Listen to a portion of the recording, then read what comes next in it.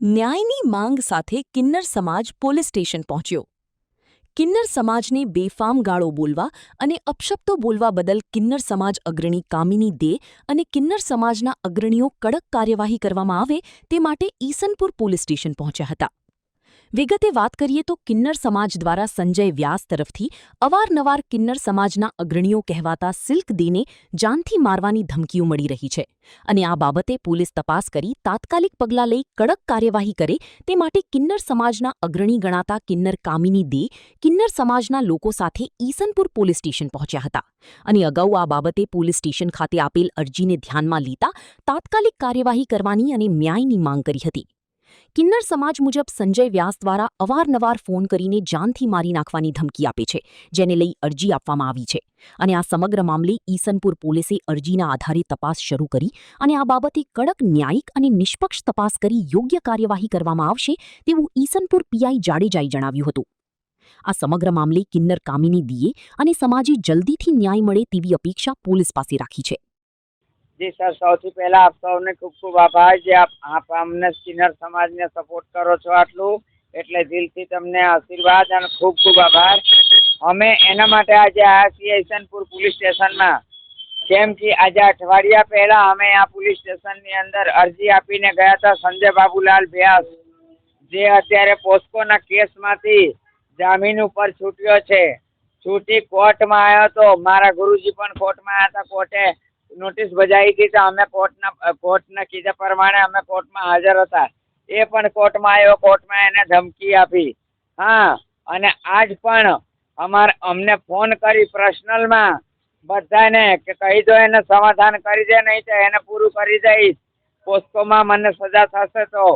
અને અમને અમારા જીવને જોખમ છે અને મારા ગુરુને જીવને જોખમ છે.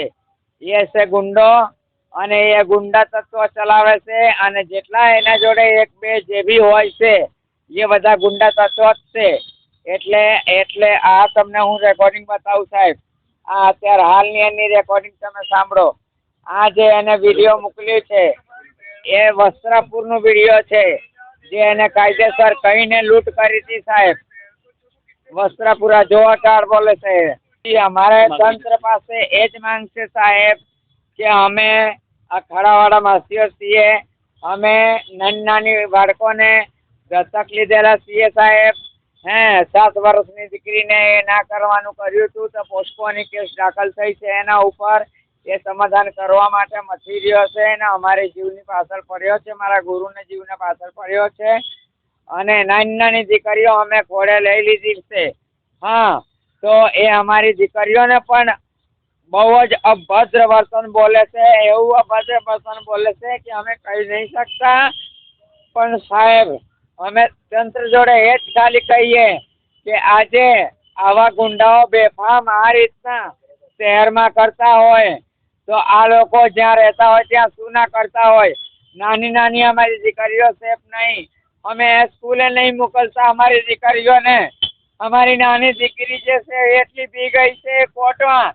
એ દિવસે અમે લઈ ગયા હતા તો સાહેબને અમે જ જોઈને એ દીકરી બી ગઈ, હારી ગઈ એને જોઈને. એ દિવસે અમે એને લઈ જઈને બાટલા ચડાયા હોસ્પિટલમાં સાહેબ. આજે આ ગુંડાઓને સાહેબથી એટલી જ અમારી માંગણી છે કે સાહેબ આ ગુંડાઓને તમે સબક શીખવાડો અને આ અમારું કિન્નરોનું નામ લેવાનું ભૂલી જાય. અમારાથી માંગે છે શું એ લોકો? અમારાથી એમને શું નિસ્બત? અમારા જજમાન અમને 2 રૂપિયા હાલે છે. મારા ખોટા જે બી હોય અમારા જજમાન 2 રૂપિયા હાલે, અમે કહીએ છીએ. એમના ઉપર અમારી જિંદગી છે.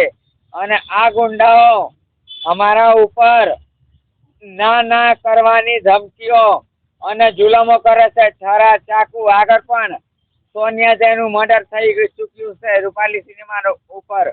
આ જ પૈસાની ચક્કરમાં, આ ગુંડાગર્દીની ચક્કરમાં જ ગોળી મારીને હત્યા કરવામાં આવી હતી. તો આ એ જ બધા ગુંડાઓ છે. તો સાહેબ એટલી જ અમારી વિનંતી છે કે સાહેબ તમે અમારી રિક્વેસ્ટ સાંભળો અને તમે ડીપલી આની જાંચ કરો સાહેબ. એટલે આપ સાહેબને ખ્યાલ આવે. કોઈ મોટી અનહોની બની જાય એના મારા આપ સાહેબને હાથ જોડીને વિનંતી છે કે તમે આ ડીપલી જાંચ કરો અને અમને અરેસ્ટ કરો સાહેબ. જે બી હોય તમારા સામે આવી જશે સાહેબ.